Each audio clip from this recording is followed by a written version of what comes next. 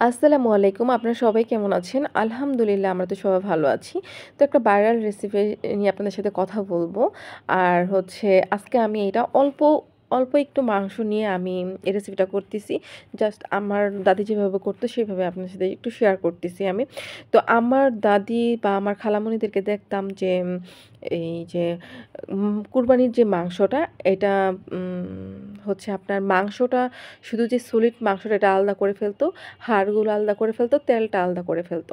তো ওই হাড়গুলো যে থাকতো, সে হাড়গুলো কিন্তু সলিড মাংসের সাথে দিত না। আর তেলটা কি করতো আলাদা গালাইতো। ঠিক আছে? মানে তেল করে ফেলতো। তো ওই সলিড মাংসটা কি করতো, সলিড মাংসের মধ্যে জাস্ট আদা রসুন দিয়ে সিদ্ধ করতো। সিদ্ধ করে পানিটা ঝরাইয়া আর ওই যে সাইডে যে আপনার তেল গালায় রাখছে ওই তেলের মধ্যে ভেজে রেখে দিত। তো এরকম দীর্ঘদিন সংরক্ষণ করে রাখা যাইত। আপনার দেখা যাচ্ছে যে এটা প্রতিদিন জাল দেওয়ার একটা ঝামেলা থাকে না। তারপর হচ্ছে ২-৩ দিন পর, পর জাল দিলেই হয়। আর যখন ২-৩ দিন পর, পর এটা জাল দিত, তো এত সুন্দর একটা বেরোতো মানে মাংসের, মানে পুরো ভারী মোমো করতো গন্ধে। এত মজার একটা মানে ফ্লেভার ছিল এটার। তো যাই হোক, তো আপনার এইভাবে করে রাখতো। তো আমার দাদিকেও দেখতাম, আবার আমার খালামণিকেও দেখতাম যে এইভাবেই ওরা করতো। ঠিক আছে? তো আগে যেহেতু অ্যাভেলেবেল ফ্রিজ ছিল না, তো সেই কারণেই কিন্তু এভাবে রাখা। আর হচ্ছে ওই মাংসটা আবার একটা করে রাখতো যে মেহমান আসলে মেহমানদের জন্য বা ছেলে বিদেশে থাকে তার জন্য রেখে দিত। মানে এরকম করে সংরক্ষণ করে রেখে দিত যে তার কেউ গেলে পাঠায় দিবে বা সে আসবে, এরকম একটা ছিল। বা অনেক দূরে মেয়ে থাকে বা এ ছেলে থাকে তারা আসবে। এজন্য কিন্তু ওইভাবে সংরক্ষণ করে রেখে দিত। আর ওই মাংসটা কিন্তু আপনার জাল দিয়ে যে রাখতো, ওই মাংসটা আপনার ছেঁচে আবার রান্না করা যেত। আবার ওই মাংসটা আবার এমনিতেও খাওয়া যেত। ওই মাংসটা কিন্তু অনেক মজা। তো আজকে আমি আবার যেভাবে করতেছি এটা হচ্ছে আমি যেহেতু খাবো এর জন্য একদম মসলা-টসলা দিয়ে একবারে করে নিছি। ঠিক আছে? তো আর এখন ওই যে মাংস সংরক্ষণ করার যে এটা অনেক আগে থেকেই ছিল। ঠিক আছে? তো এখন তো আর সহজ পদ্ধতি, এখন ফ্রিজ হইছে, ফ্রিজে সবাই রেখে দেয়। ওইভাবে তো রাখার প্রশ্নই আসে না। তো আমার দাদিকে দেখতাম বা আমার খালামণিদেরকে দেখতাম এইভাবেই করতো, রাখতো।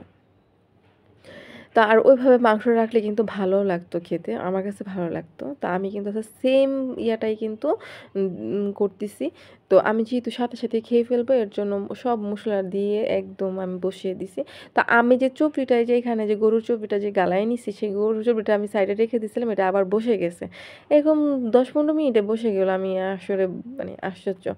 তো বসে গেছে, এটা আমি আবার গালায় নিতে দিতে আমার মাংসটা একদম মাখা, মাখা হয়ে গেছে। একদম মাংসের সাথে যখন মসলাটা যখন লেগে যাবে, তেলটা বের হয়ে যাবে, তখন মনে হবে যে না মাংসটা হয়ে গেছে। আর মাংসটা কিন্তু প্রচুর সিদ্ধ হইছে। তো আমি এই যে এখন ওই তেলের মধ্যে কিন্তু এটা ভেজে নিচ্ছি। তো তেলের মধ্যে এটা ভেজে নিচ্ছি। তো এইভাবে মানে এই যে একটু লালচে, লালচে করে ভাজতে হবে। কারণ এই যে ভাজাটা এটাই কিন্তু আপনার একদম কালো ভুনা হবে। তো এই যে এখন যে এরকম ব্রাউন কালার হচ্ছে, এটা আস্তে, আস্তে, আস্তে, আস্তে আপনার যেরকম ইচ্ছে যে এরকমই আপনি করতে পারবেন। এটা একদম কালো করে ফেলতে পারবেন। তবে এত বেশি না, লো আঁচে এটা করতে হবে।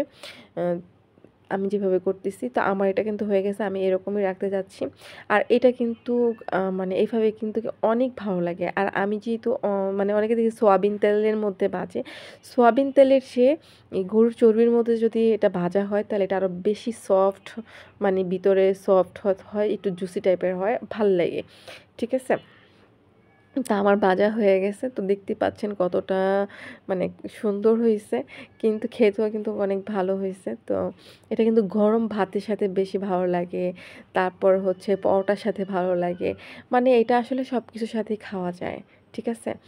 আর আমি এখন আমি কিন্তু এটা দুপুরে কিন্তু খেয়ে ফেলছি। তারপর এটা যখন করা হইছে বিকেলে আমি আবার অল্প করে একটু ভাত নিয়ে মানে খাইলাম। আমার কাছে অনেক ভালো লাগছে। এভাবে কিন্তু আপনারা এরকম মাংসর যে কোয়া বলে এটা করে খেতে পারেন। এটা কিন্তু অনেক মজার একটা খাবার। ঠিক আছে?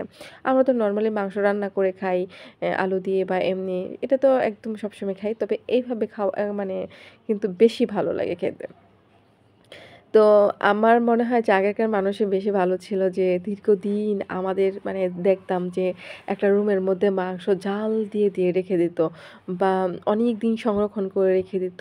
একটা মানে অন্যরকম একটা লাগতো। আর এখন তো দেখা যায় কুরবানি দেওয়ার পরেই যারা যেটা দেওয়ার দিয়ে তারপর ফ্রিজে রেখে দেয়। সবাই ভালো থাকবেন। আল্লাহ হাফেজ।